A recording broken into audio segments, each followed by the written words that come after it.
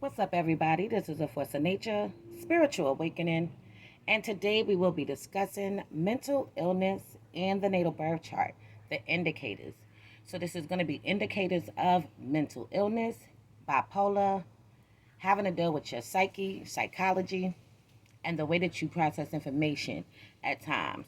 So, yes, mental illness is something that is a real thing, bipolar as well, along with psychological issues. Okay, and these are some indicators that can point towards this at some point in your life.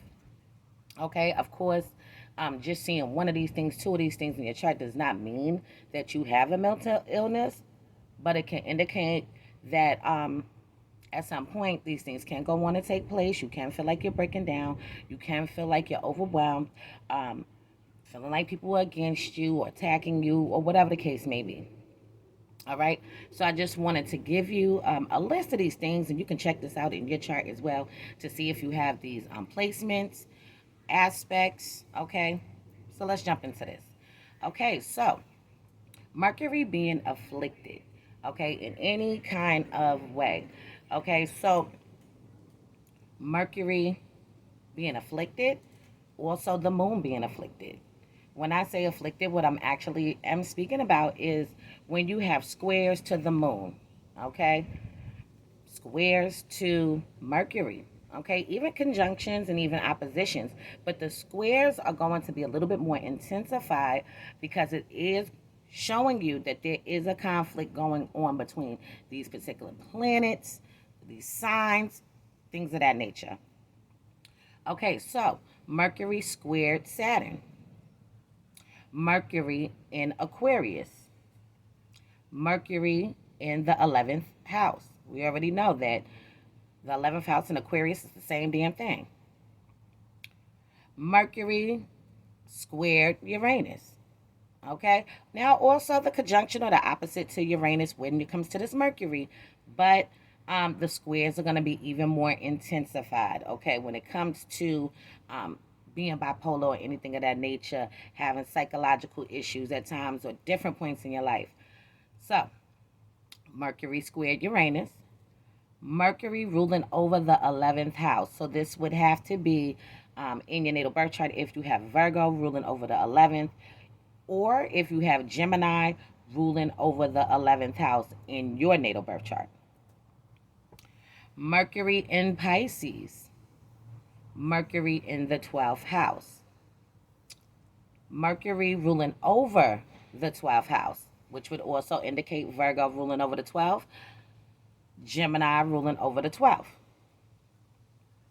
Mercury squared Neptune. Even the conjunction or the opposition, but we know that the square is going to be very much more potent. Mercury in the sign of Gemini. Mercury in the 3rd house. Okay. Now, with this particular one, Mercury in Gemini, we already know that Mercury is linked to Gemini. So, this is definitely going to have to be, when it comes to Mercury in Gemini or Mercury in the 3rd house, it would have to be negatively afflicted. Okay, so if you have Mercury in Gemini squaring Neptune, okay, see what I'm saying? Mercury in Gemini squaring the moon. Just giving you scenarios. Mercury in Gemini squaring Jupiter, okay? As well as Mercury in the 3rd house being negatively affected. So with this, you actually do have to look towards what house is ruling over your 3rd house too, to see if that's being afflicted in any kind of way. Okay. Mercury in the 8th house. Mercury in Scorpio. Mercury squared Pluto. Okay. A lot of times, Mercury in the 8th house people, Mercury in Scorpio people, and also Mercury squared Pluto people, which ain't nothing but the manifestation of a negative, okay, Scorpio traits. Okay, so when you see Mercury squared Pluto, that is more of the negative side to Scorpio than the positive. If you see sectors and trines, that's going to be positive. Okay, so a lot of times with Mercury squared Pluto, these individuals are very, very suspicious, very intelligent, but very suspicious of people. Okay, so that can bring a lot of even being bipolar or having some kind of personality disorder to some extent. Mercury in Virgo or Mercury in the sixth house being negatively afflicted. Okay, so this could push and lean towards schizophrenia, schizophrenic self harm, even doing self harm to yourself, finding yourself into addictions, doing drugs, doing alcohol, doing coke, doing crack, okay, having a lot of sex, being oversexed, and things of that nature. All right, so um, just moving along, the self harm. So it could also be that these people can also have the potential to also harm somebody else. Okay, um, they have the ability to harm themselves and other people as well. So also we have Moon in Scorpio, Moon in the eighth house, Moon squared. Um, I don't even know how I did that. Okay, so Moon in Scorpio, Moon in the eighth house, Moon squared Pluto. Okay, I forgot to write the Pluto part, but that's what I was going to put. Okay, these are just some scenarios, and this also can indicate the bipolar, indicate the personality disorder that these people can struggle with from time to time. It makes the individual very intense. It makes them very hard to trust other people. Make them feel like people are not really for them. Cancer ruling over the 12th house. Cancer South Node. Okay? So, look in your chart to see if you have these things. But I got plenty more things.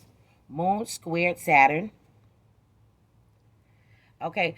This one really has to deal with a lot of heartache, pain, depression, frustration, making it very difficult for these people to be able to express exactly how they really feel on the most deepest level. Okay, so this one is a big one when it comes to depression. So these people can have periods of depression, feeling depressed, um, um, not feeling like they're getting as far as they would like to get. Got leaves falling on me. Not feeling like they can get what they want, making it sometimes it's difficult for them to get what they want. This is what happens. Um, Moon in Capricorn, Moon in a 10th house, negatively aspected. Okay, so if this is negatively aspected in any kind of way, anybody that has Moon in Capricorn or they have their Moon in a 10th house, and if it is negatively aspected, let's say Moon squared Uranus, okay, this is going to affect these individuals now, okay, making them more prone to these things. Sun squared Moon, Sun in Cancer, Sun in the fourth house, negatively aspected. So if you are a Sun, Cancer, Cancer Sun, or if you have your Sun in the fourth house and it's being afflicted, okay, Sun squared Pluto, Sun squared the Moon. See what I'm saying? Just these different types of things. This is how it plays out. Saturn in the fourth house, Saturn in Cancer, Saturn in the 12th house, Saturn in Pisces, Saturn in the 8th house, Saturn in Scorpio. Okay, so this does push over into people that could be frustrated, also have periods of times where they are feeling like they are depressed. Along with Saturn in Gemini, Saturn in the third house, being negatively afflicted. Chiron squaring the moon. This is going to be a real big one here. Anybody that has Chiron squaring the moon. Okay, this deals with a lot of trauma that accumulated when they were young. And they really have to get over this trauma. Okay, they can really cling to their trauma, not let it go. Always have memories of it. Even lash out on other people due to the thoughts of it. Okay, so definitely if you have a conjunction or opposition, this can also play out. The squares are going to be more intensified when we're speaking about the mental, psychological thought process of individuals on this planet. Chiron in Cancer, Chiron in the 4th house, Chiron in Scorpio, Chiron in the 8th house, Chiron in Pisces, Chiron in the 12th house. Okay, so with Chiron in Cancer or Chiron in the 4th house, it would have to also be negatively aspected. Okay, along with these other ones, Chiron in Scorpio, Chiron in the 8th house, negatively afflicted. See what I'm saying? Chiron in Pisces, Chiron in the 12th house, negatively afflicted. Also, Uranus in the 12th house, Uranus in Pisces. Okay, this can be another struggle. Okay, we do know that Uranus in the 12th house individuals, this does push over to where these people need periods of times of isolation. They need a lot of alone time, wanting to be by themselves at times, wanting to be out and about. Okay, sometimes feeling like they're not of this world, making it hard for them to socialize. So they have periods of times where they could do these things, and then other times they feel like they just not up for the task. Also, Aquarius ruling over the 12th house. Moon in Virgo. Moon in the 6th house. Okay, so this pushes more towards people that never really feel satisfied with things, no matter what it is. Okay, they could be constantly thinking about what could go wrong, constantly thinking about solving a problem, constantly thinking about a problem, being an overthinker. Even though these people are healers, okay, because they are very similar to Pisces, they go about things in different ways, but they both are healers. So these people are master healers. At the same time, these are the type of people that can find themselves not satisfied with things. Okay, maybe they're thinking about solving a problem. They end up solving the problem by doing something, creating something, whatever the case may be, organizing, being an organizer.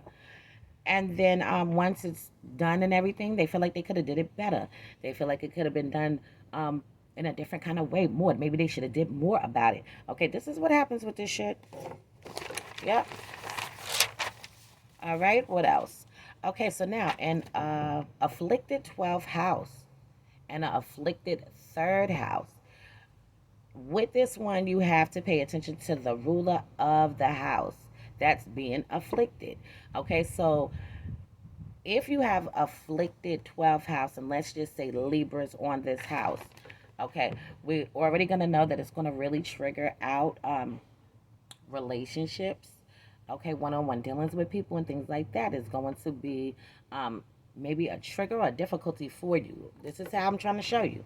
Even though you might have, let's say you have Venus in, let's say you have Venus in Aquarius, but it's inside of the 12th house.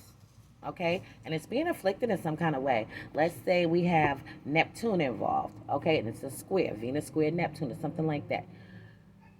You have to understand that these people, even though they have the capacity to give love to somebody like no other in a divine kind of way, it could still be an overall struggle for them, okay, where they're putting ideals, high expectations onto people, wanting people to be a certain kind of way, and then becoming very much disappointed when these things don't go the way they thought it was going to go.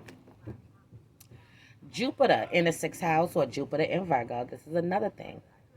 This is another one, okay, that has a lot to deal with people, mental illness, and things of that nature. This can happen. Moon squared Uranus, Moon squared Mars, Moon squared Saturn, Moon squared Pluto, Moon squared Jupiter. So anything that's being afflicted, if your moon is being afflicted in any kind of way with squares, if your Mercury is being afflicted in any kind of way with squares, if your Saturn's being afflicted in any kind of way with squares, this is where it's going to be more highly potent. Don't get it twisted, because oppositions and also conjunctions can play a part. The squares are more intensified. So with the moon being afflicted, you have to look at what house in your natal birth chart that Cancer sign is ruling over. Okay, so where's the moon at in your chart, on your birth chart? Is it on the second house? Is it on the third house? Is it on the fifth? And so on and so on. Pay attention to that, because that will actually show you where your issues are, and also where you can see or feel depressed at times with it being afflicted. Okay, Mercury squared Jupiter in the 12th house. This is one that can definitely point towards some kind of mental exhaustion. All right. A lot of times, Mercury in the 12th house alone, these people think a certain kind of way. They think a different kind of way. So they are very much connected to the world that we cannot see. Okay, keep that in mind. Mercury in Pisces, keep that in mind. Mercury in the 12th house. These people view things in a very different kind of way than other people do. They're very much connected to the universe, the other realm, so to speak. Okay, and they have very vivid dreams that can actually turn into reality.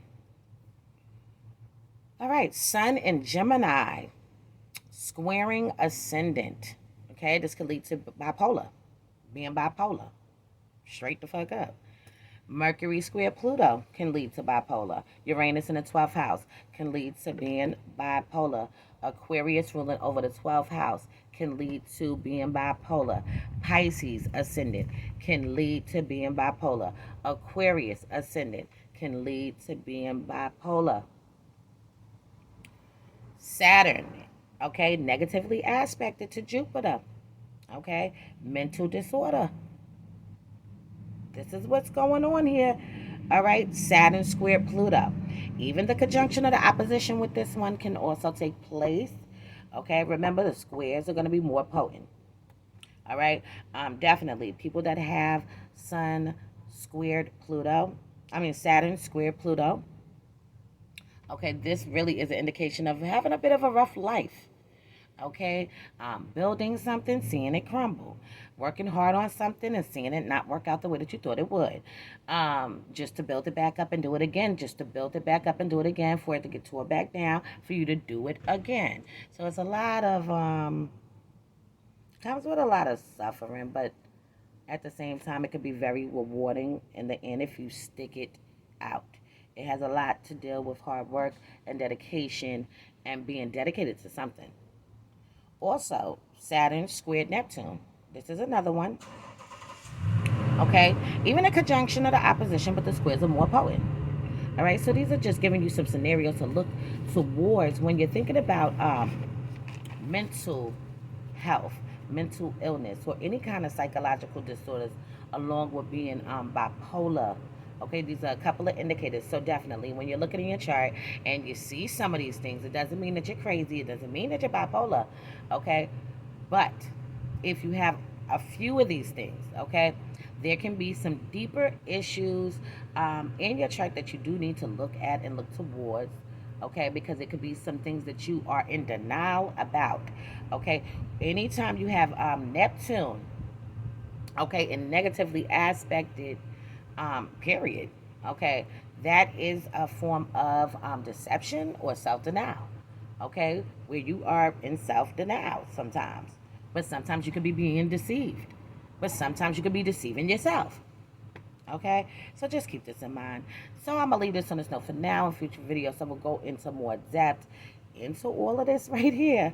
All right, so anybody want to purchase anything from Twin Flame Apparel and Accessories, hit me up. My number is 516-738-6042. I do have sunglasses. I also have earrings, so you can peep these out right here. I have the earrings. Hope you can see them.